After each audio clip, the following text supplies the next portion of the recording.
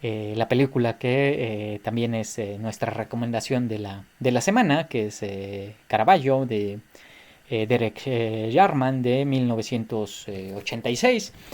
Y bueno, la película es, pues trata de contar la vida de este famoso pintor, ¿no? Michelangelo Mercini, ya pintor del barroco temprano, ¿no? Fin del Renacimiento. Y bueno, él es un pintor que en su época fue muy, eh, pues muy famoso, después perdió un poco, eh, se le perdió de vista, pero últimamente se le ha recuperado y su característica principal pues es esos claroscuros, ¿no? La manera en que juega ahí con las sombras, con el color negro. Y bueno, a mí la película me gustó mucho. La verdad, o sea, sí está basada en la vida del pintor.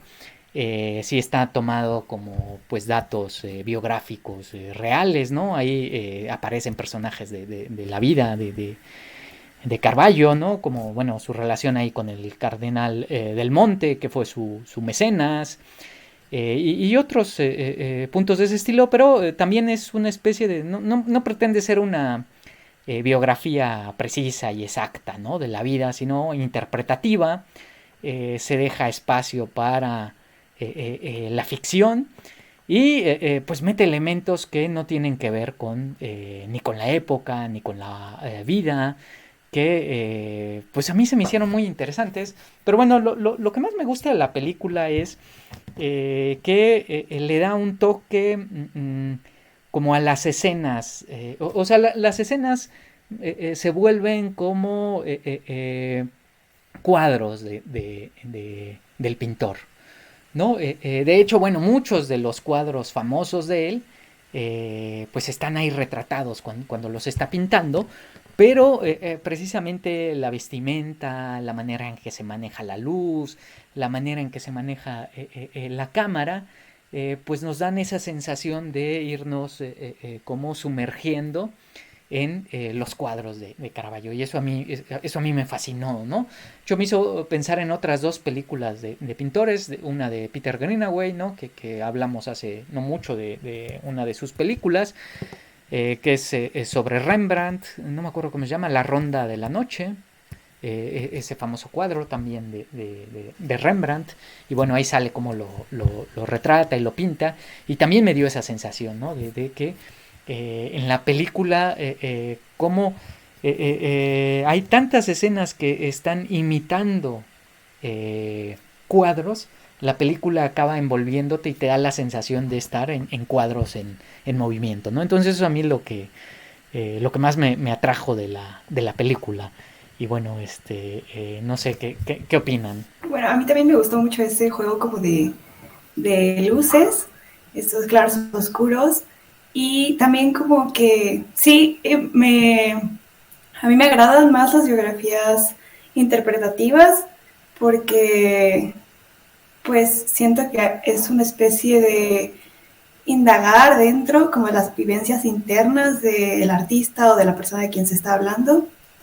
Eh, y también me agradó muchísimo mientras se hacían estos juegos de luces, había como frases muy poéticas Ujú. que como que te arrastraban en esa misma, como que te situaban, porque las frases igual evocaban como imagen, es una especie de imágenes, pero sensaciones como, bueno, para mí muy visuales. Yo soy muy ignorante yo no sabía nada de Caravaggio, entonces sí, para como tener datos precisos como de su vida y así, no, eh, pues no funciona muy bien la película, pero para mm, conocer pues sus pinturas me pareció excelente. Otra cosa que me gustó mucho era como todo el tiempo había estos contrastes, así como eh, había estos claros oscuros, había estos contrastes de eh, los modelos, por ejemplo, ¿no? Siendo pues personas, digamos, bastante banales, retratando situaciones, retratando más bien cosas divinas o relativas con la religión. Y ese todo el tiempo estaba como ese juego de eh, opuestos. Este, ajá, bueno, sí, pues hablando de primeras impresiones, coincido como totalmente con ustedes, ¿no? Creo que lo más impactante en el sentido visual de esta película es ese contraste, ¿no? De claroscuro que el autor, ¿no? Y de hecho la fotografía es de un mexicano, me parece que es de Gabriel Beristain. Entonces, o sea, hizo un gran trabajo, ¿no? Con esa, pues sí, con esa mezcla, ¿no? Ese contraste de la luz. Que precisamente, más que nada, en esa película, o sea, no solo es como un reflejo de la pintura de Carbón Saltar, es que también es como esta invitación, ¿no? A pensar este contraste de luz y oscuridad como una metáfora también, ¿no? De la vida propia de Caravaggio, ¿no? O sea, que fue como un constante como... o sea, tuvo muchos altibajos, ¿no? Esta cuestión de que, sí, o sea, en algún punto de su vida acabó matando un hombre, ¿no? Y por otra parte, o sea, que se construyó una reputación, ¿no? O un nombre como un pintor, entonces, o sea, sí, creo que ese punto, ¿no? Especial del contraste luz-oscuridad, o sea, logra como abrir el panorama de la película, no solo a la pintura, ¿no? O sea, porque visualmente es bastante una o sea, tiene una mezcla, una gama de colores como bastante como representativa, ¿no? Incluso del mismo pintor, ¿no? Pero ya de ahí, o sea, entramos como a este terreno de la metáfora, ¿no? O sea, es esta cuestión de como el constante como combate, ¿no? De estos dos polos, ¿no? Incluso también, bueno, ya desviando, pero, o sea, igual y creo que es interesante como resaltar eso, llega a ser como una cuestión hasta algo nietzscheana, esta cuestión de la luz, ¿no? La oscuridad, esta cuestión de Apolo y Dionisos, ¿no? O sea, Apolo es el bello, ¿no? El dios de la luz, del sueño. Y por otra parte está en contraste, ¿no? No como tal, no como tal que sean opuestos, creo que ya me contradije, pero sí, o sea, no como tal que sean opuestos, pero está este contraste de Baco, ¿no? El dios de la embriaguez, del éxtasis, ¿no? Que es precisamente a lo que al principio de la película el mismo Caravaggio, ¿no? Se dirige al espectador y le dice, ¿no? O sea, yo decidí entregarme, ¿no? A no recuerdo bien cómo dice, ¿no? Pero hasta como esta destrucción, ¿no? De mí mismo, ¿no? Sí, bueno, ahorita que lo planteas así, Iván, estoy completamente de acuerdo. Y, y de hecho, bueno, sabemos que le gustaba usar de modelos, pues, gente como las clases sociales más bajas, también con modelos marginales, ¿no? Vagabundos, prostitutas, y los usaba justo para representar eh, escenas religiosas. Con un realismo que roza, yo diría ahí, con el naturalismo, ¿no? Como muy crudas las imágenes, muy realistas, pero al mismo tiempo como crudas, que lo logra gracias a esos contrastes de luz. Y a mí algo que me gustó mucho de la película y que me gusta también de su pintura es justamente que la película muestra esos detalles, ¿no? O sea, vemos ahí a los actores, las actrices con sudor, desalineados, mugrosos, todo polvoso, ¿no? Pues sí, todos estos escurrimientos corporales como visibles, palpables, ¿no? Ahí la saliva, el sudor, la sangre, y bueno, las arrugas, las imperfecciones de la piel, del cuerpo, de cicatrices, Y me encanta que la retrate la película, que la cámara se detenga en ello. Justo porque, y bueno, esto también pensando en que hay muchas películas como muy hollywoodenses contemporáneas, no solo hollywoodenses, yo creo que muchas películas tienden ahora como a ser muy pulcras, ¿no? Y que los actores, Ujú. las actrices esté todo a la perfección y que no se note ni una arruga, y cuando son arrugas que se noten las arrugas tal cual ellos quieren que se vean, ¿no? Hay un esfuerzo como por limpiar la imagen, que sea una imagen muy limpia, muy nítida. Y bueno, a mí, digo, hay películas muy buenas de ese estilo, pero en general, cuando veo cine de ese estilo, como que me hace falta ciertas escenas donde se vea pues desaliñado, ¿no? A los personajes. Y bueno, ya que traigo esto que me gusta mucho de esa película, justamente que retrata eso, y está retratando justamente lo que Carballo trata de retratar en sus obras.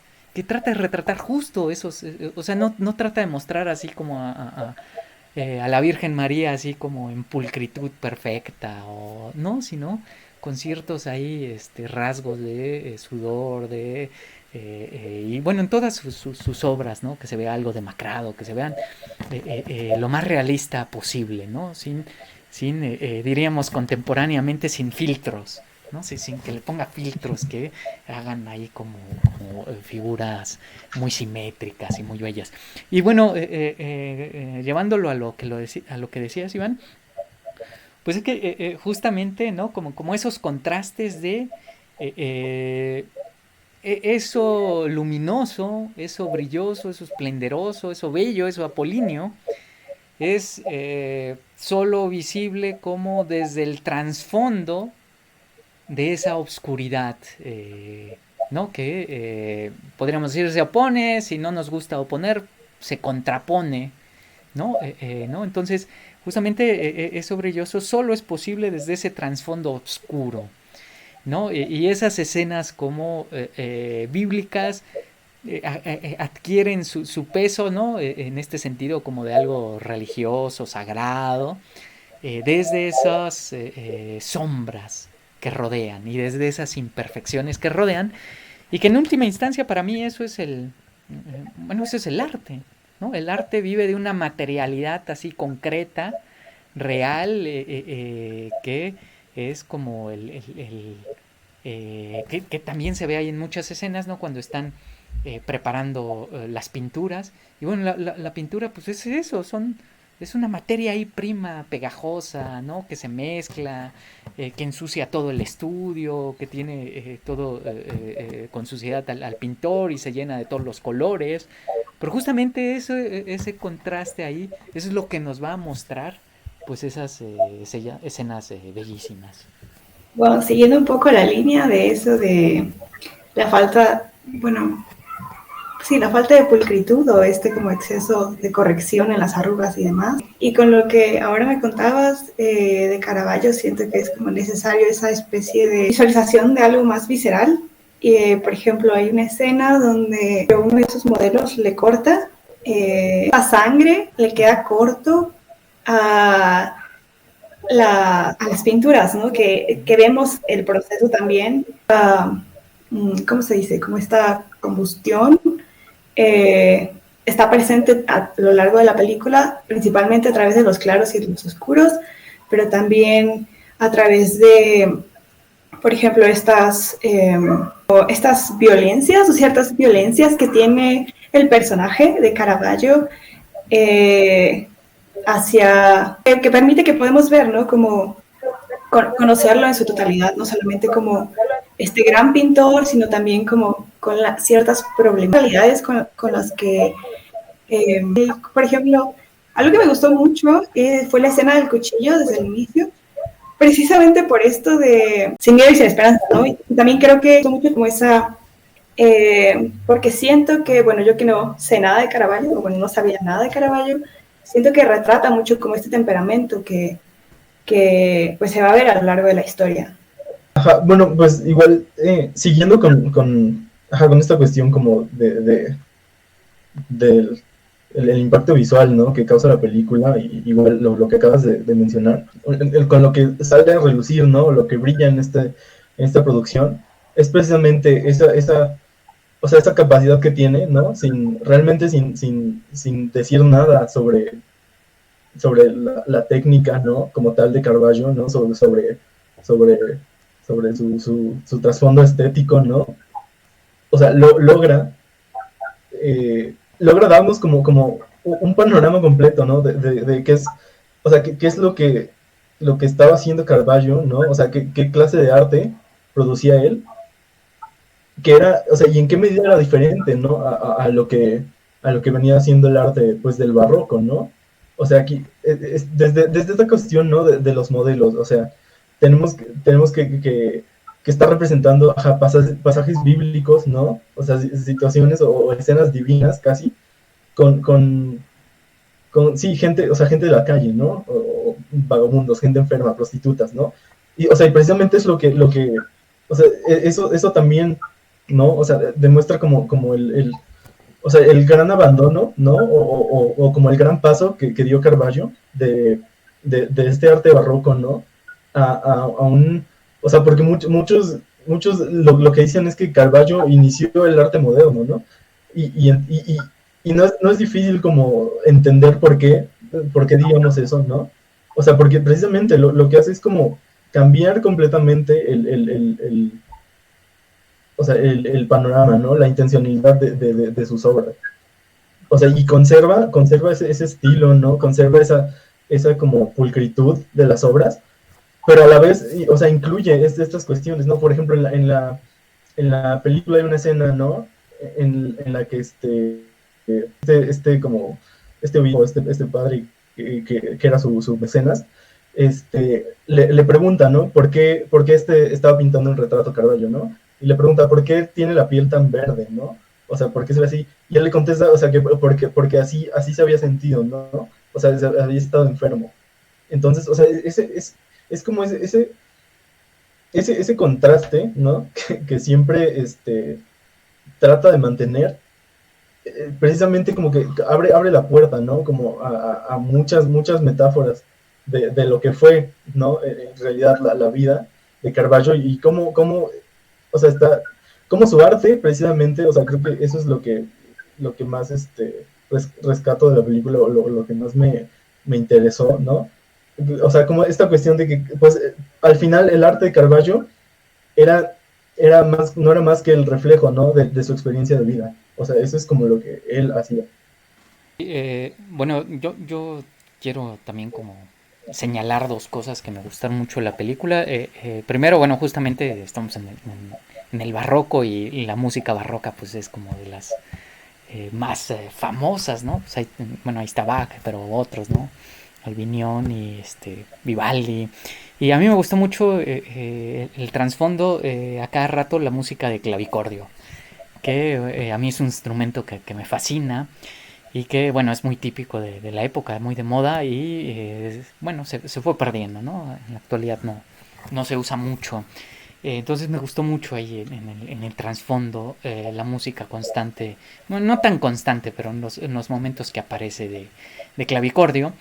Y luego también a mí me fascina ese tipo de películas como crípticas, introspectivas, donde no hay una historia completamente lineal.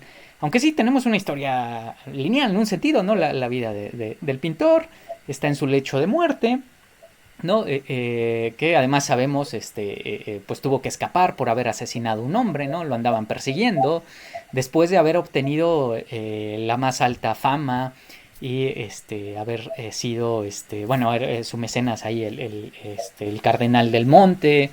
Y bueno, su fama fue tal que lo recibió el Papa, ¿no? El Papa lo protegió.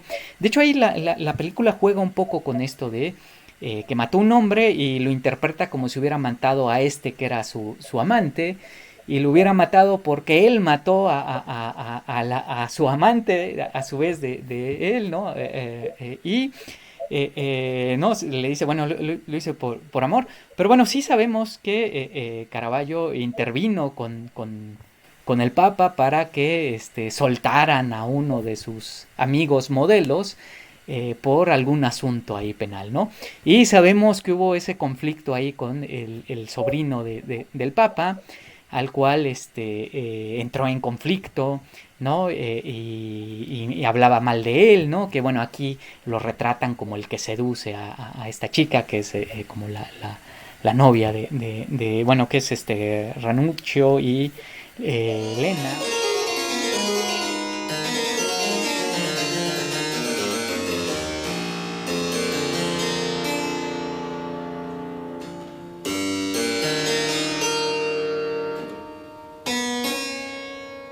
Allow me to introduce the hero of the hour, Michelangelo Caravaggio.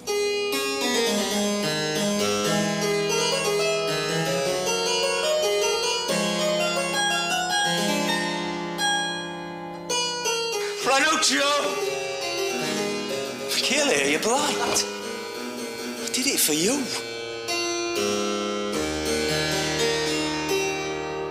Blood Brothers. Entonces, me gusta esa interpretación de algunos hechos ahí como aislados que sabemos de su vida exactamente y cómo los reinterpreta el autor, llevándolos como a un drama personal, existencial, y al mismo tiempo, por eso les decía, no lineal, sino muy, muy simbólica la película, ¿no? Jugando con los cuadros, con las luces. Entonces ya él está en su lecho de muerte y entonces nos está contando su vida desde su infancia, pero justo nos los está contando como alguien que está, o como imaginamos que alguien que está en su lecho de muerte lo recuerda, ¿no? Va recordando su infancia, su juventud, ¿no? Su época gloriosa, pero lo va recordando de manera onírica, ¿no? Se va alterando. Una de las últimas escenas, él mismo ¿no? Está como un niño, vestido de ángel, y al mismo tiempo se ve a él muerto, ¿no? Se ve al muerto en una escena que están representando otros de sus cuadros, que es el entierro de Cristo. Y él es Cristo en esa imagen, y entonces está viéndose de niño en ese cuadro que después él va a pintar, ¿no? Bueno, él no es el modelo de ese cuadro, pero la película juega con eso, y juega con eso un montón, va contando algo lineal, pero después lo está confundiendo como con sueños y como con cosas simbólicas muy abiertas, que eso es como lo que le encantaba hacer a Tarkovsky, ¿no? Que Tarkovsky mete muchos elementos como simbólicos y él decía, no, es que yo cuando retrato una taza y se queda una escena viendo 5 minutos cómo gotea, ¿no? El agua, solo quiero representar eso, nada más. Solo quiero, ¿no? Un líquido escurriendo. O una taza rota. Y él decía, bueno, a mí me escriben, ¿no? De todas partes del mundo diciéndome interpretaciones de eso, ¿no? Ah, eso tiene que ver con tal cosa. Ah, eso me recuerda. Y bueno, yo creo que lo maravilloso de ese tipo de cine es que no creo que haya un sentido preciso. O si lo hay, no importa, ¿no? Por eso el programa se llama sobre interpretaciones. No importa que el autor haya querido decir algo en específico, eso no me interesa. Sino lo que me interesa realmente de cuando yo veo cine, cuando yo leo literatura, cuando yo escucho música, el arte en general es lo que a mí me provoca, ¿no? Entonces un gran artista es el que con esos símbolos desconexos te dice algo de tu propia vida, ¿no? Entonces ese tipo de escenas ahí que son oníricas, al final tú estás soñando dentro de esa película, ¿no? Te estás confundiendo con la trama misma de esa película. Entonces a mí me gustó eso muchísimo, que lo lleva a este ámbito como muy onírico, muy críptico, muy simbólico, donde se va reflejando su propia vida y que además le mete un elemento todavía más extraño y desconcertante, que es vestuario de otra época, objetos de otras épocas, ¿no? Cuando está esperando ahí a su querido afuera, ¿no? Y bueno, sale vestido con un traje y él está al lado de un camión, ¿no? Es así como... bueno, justamente eso contribuye a esto, a como rompimiento de está soñando, y está bien, se rompe esa estructura como plenamente lineal autobiográfica, ¿no? Bueno, hay otra escena que me encanta mucho, pero creo que ya me alargué y ahorita regreso sobre ella. Me pareció interesante que como al inicio de la película pasaran este cuadro de que tituló Baco, ¿no? Pero más bien era un autorretrato. Y al final fuera como esta identificación con Cristo. Realmente no me ha dado el tiempo de pensar como una relación, pero simplemente la menciono ahí. Pues a lo mejor esta relación que tú planteas, ¿no? Entre el Cristo y el Baco, ¿no? O sea, sería como esta como duplicidad, ¿no? Que llegó a tener, o sea, esta capacidad de ser divino, ¿no? Pero a la vez ser, o sea, como en el caso de Cristo, ¿no? O sea, era el Mesías, ¿no? El Hijo de Dios, pero al final fue crucificado, ¿no? Y o sea, fue crucificado por los hombres, ¿no? O por los humanos. Entonces, o sea, esa cuestión, ¿no? Como que remite también, ¿no? Igual a la idea de que Baco es igual un dios como, o sea es una divinidad, pero es una divinidad que se entrega al éxtasis, ¿no? Se entrega a la embriaguez, ¿no? O sea, a lo mejor y por ahí iba como tu interpretación, ¿no? Sí, precisamente esa dualidad, como bueno, el final cuando vemos a sí mismo identificándose, se puede decir así, con Cristo, hay una especie como de mantenerlo simbólico, incluso hasta su muerte. Claro que la película termina como con una escena quizá podríamos decir más real, donde está en su lecho. Sí, y esa especie como de aproximación siento que es lo que tiene que ver mucho con lo que dijo Diego, de cómo nos puede mostrar como la vida de alguien más algo de la propia, porque hay una especie de, porque cuando percibimos la imagen, en cierto sentido hay una especie como de, pues sí, entenderla desde nosotros, y según yo creo que es el mismo director que hizo la película de Wittgenstein. Yo esa película la vi hace mucho, pero igual es como similar el modo de abordar esta biografía, que no terminas de entender, bueno, la sensación de que es un sueño, pero también es algo que pasó a lo largo de la historia, pero también tienes acceso como a los propios pensamientos y sentimientos de la persona que se retrata en la película. Y hay, pero también está como hay varios silencios. Silencios dan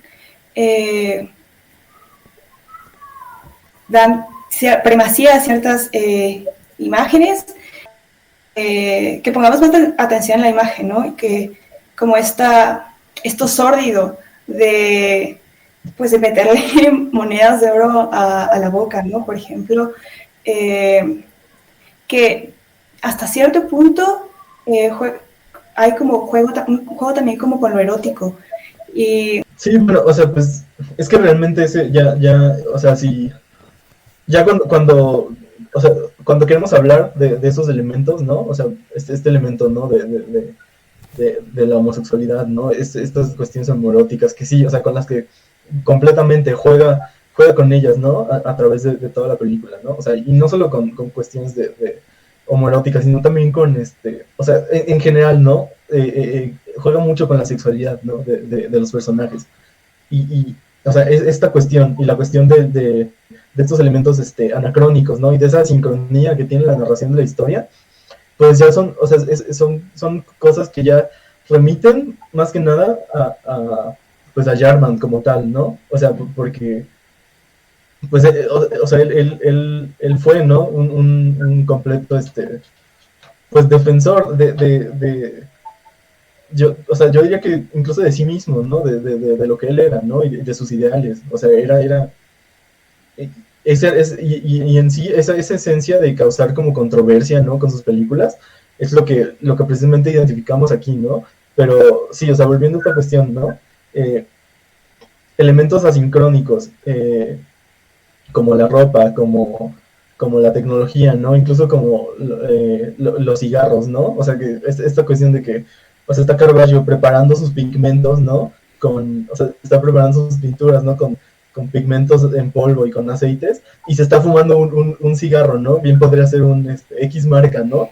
Entonces, o sea, ese juego también que hay, ¿no? Entre la, la, la como la historia, ¿no? La historia fiel que hay de Caravaggio y la interpretación que el mismo autor, ¿no? Que el mismo Jarman, pues de alguna forma saca de sí mismo e introduce la película, ¿no? De esa forma, o sea, lo hace como en, sí, como en forma, ¿no? De elementos modernos, ¿no? Porque incluso, o sea, no solo incluso lo visual, también lo auditivo, o sea, muchas veces a lo largo de la película podemos escuchar, ¿no? No sé, el sonido de un tren, perros ladrando, no sé, muchas cosas que son sonidos que están como fuera de lugar de la Italia, ¿no? Como tal, de la que estamos hablando en ese momento, ¿no? O sea, de la Roma de Caravaggio, pero de alguna forma, ¿no?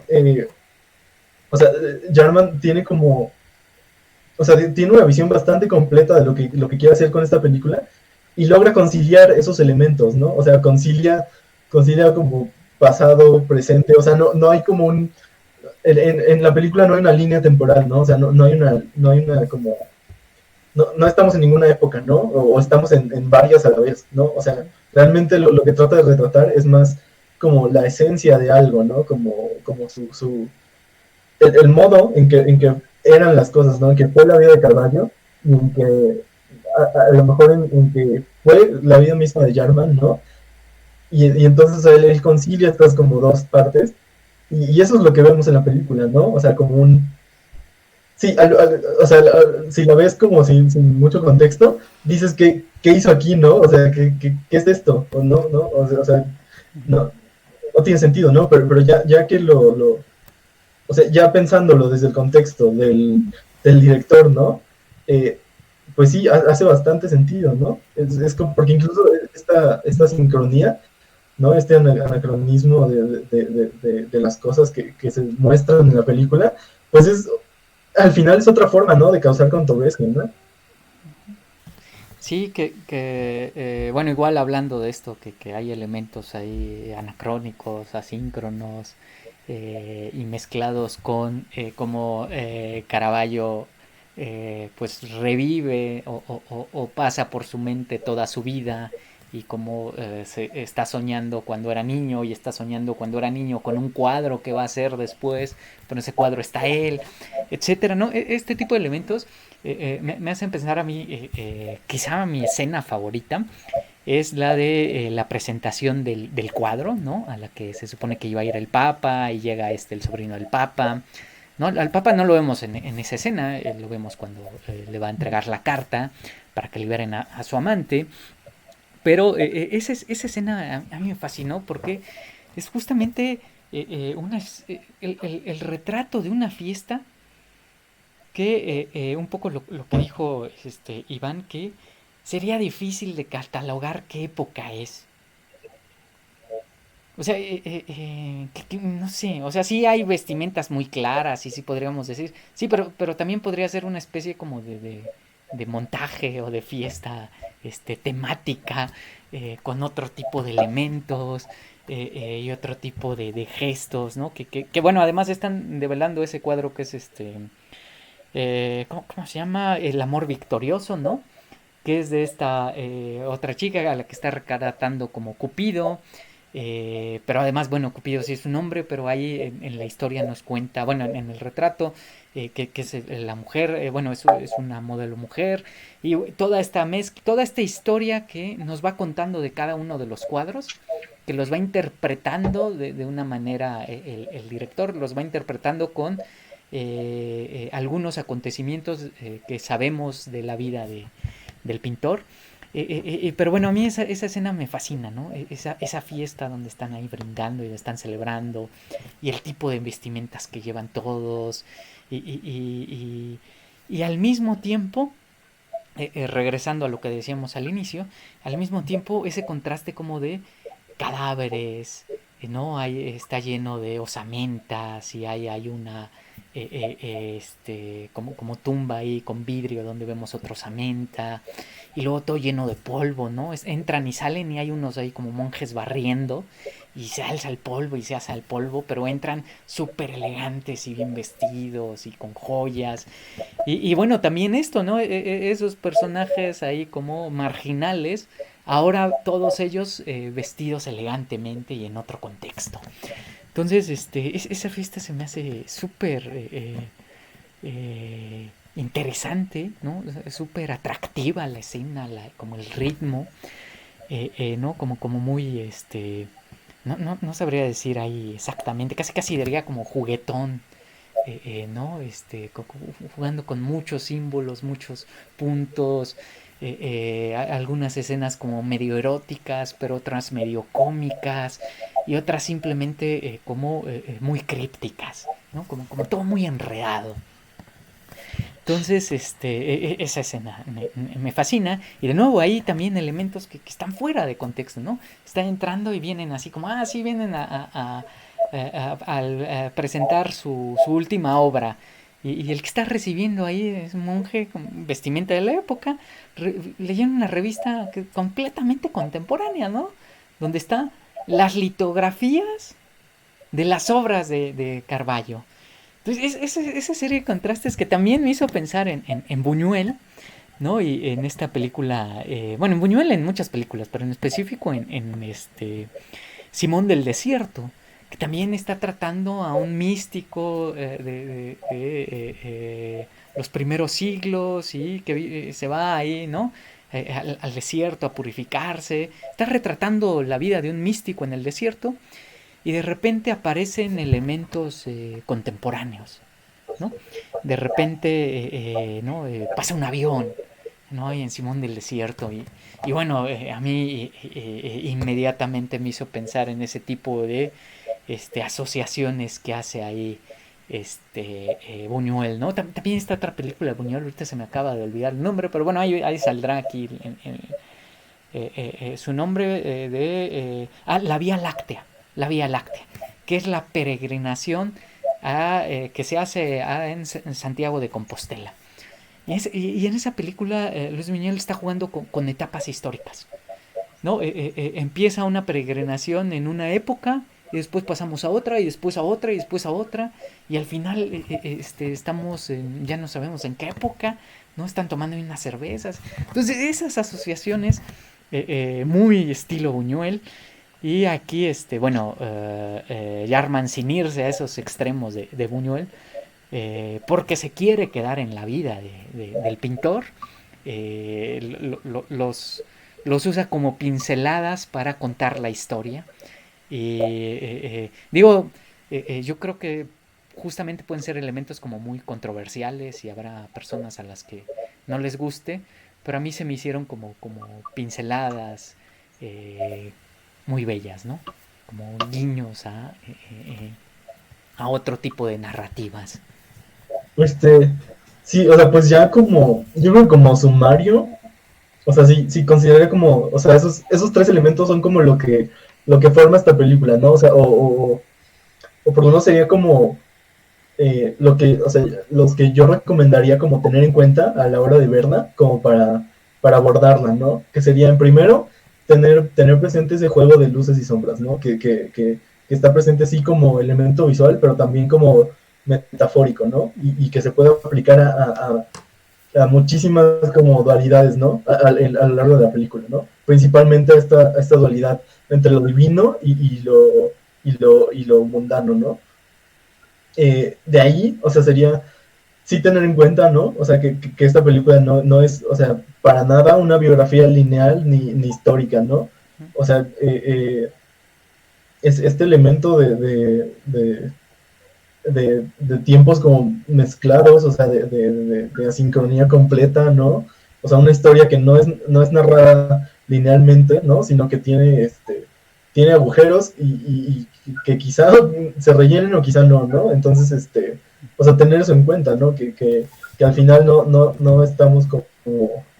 No estamos esperando esta película que nos narre una biografía completamente acertada, ¿no? O históricamente correcta, ¿no?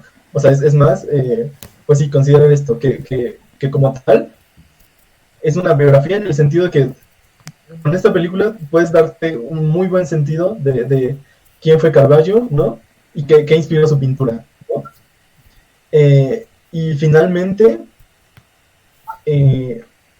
pues sí, considerar este elemento de que la metáfora, ¿no? que aborda la película, no solo se extiende a la vida de Caravaggio o a su pintura, ¿no? O a esta cuestión de divinidad y mundanidad, ¿no? O sea, la metáfora, el que está presente, también es como pues un guiño a la vida propia de Jarman, ¿no? A todo lo que él vivió, a toda la experiencia, ¿no? De películas previas que tenía, ¿no? En las que también había como, siempre estaba presente este elemento como divino, ¿no? Y también eso y esta cuestión del juego con la sexualidad, ¿no? O sea, como podemos ver en la película, ¿no? Juega mucho con eso. Por ejemplo, con Lena, ¿no? El personaje que interpreta a Tilda Swinton, que pues ya de por sí Tilda Swinton siempre ha sido como pues una persona como bastante andrógina, ¿no? O sea, tiene unas facciones muy distintivas. Entonces, para esta película creo que, o sea, le va como anillo al dedo ese papel, ¿no? De ser como la amante del amante, pero también de ser al final la que muere, ¿no? Primero, y toda esta cuestión que viene con ello, ¿no? O sea, también ese cambio que tiene ella, ¿no? De apariencia, también, o sea, es como muy, muy representativo, ¿no? De ese como juego con la sexualidad que hay, ¿no? Y bueno, finalmente, pues sí, considerar que la película realmente no es como... no acierta por lo menos para mí, no fue así, no acertó en lo que yo esperaba que acertara, ¿no? Sobre cuestiones como de historia, ¿no? La biografía de Caravaggio, pero o sea, logra muy bien conciliar como todas estas historias, ¿no? Todas estas narrativas que se encuentran dentro del filme, ¿no? O sea, tanto la narrativa simbólica, ¿no? O sea, este juego de significados, de interpretaciones que podemos dar, ¿no? Sobre las muchas escenas, los muchos cuadros que se presentan ahí, ¿no? O sea, que incluso, o sea, aparte de Caravaggio, realiza un homenaje también, o sea, Jarman con esta película está realizando un homenaje no solo a Caravaggio, o sea, sino a muchos otros pintores, ¿no? Es como sí, o sea, una oda, ¿no? A la creación artística, ¿no? Y es como, la película es, o sea, súper acertada, en el sentido de que Jackman, personalmente, pues también bueno, fue un artista, ¿no? Visual principalmente. Entonces, o sea, él también pone de su experiencia para formar la película, ¿no? Y por eso siento que forma esta como experiencia tan completa, ¿no? Sí, de eso, ¿no? De que llegue a resultar confusa por elementos asincrónicos o brechas en la narrativa, ¿no? O discordancias con el Caravaggio histórico, ¿no? Me parece que hiciste una excelente síntesis, Iván. Así que yo solamente voy a decir lo que más me gustó de la película y fue como este encuentro del simbolismo poético con el simbolismo visual. Para resumirlo, me fascinaron como este monólogo poético, como esta voz en off, narrando. También, yo amo a Tilda, entonces igual siento que quedó igual excelente para como esta transición. Y este juego de encuentros a través de opuestos, sabía nada de Caravaggio, no la sentí tan confusa, siento que es fácil seguirla. A mí siempre me agrada mucho eso,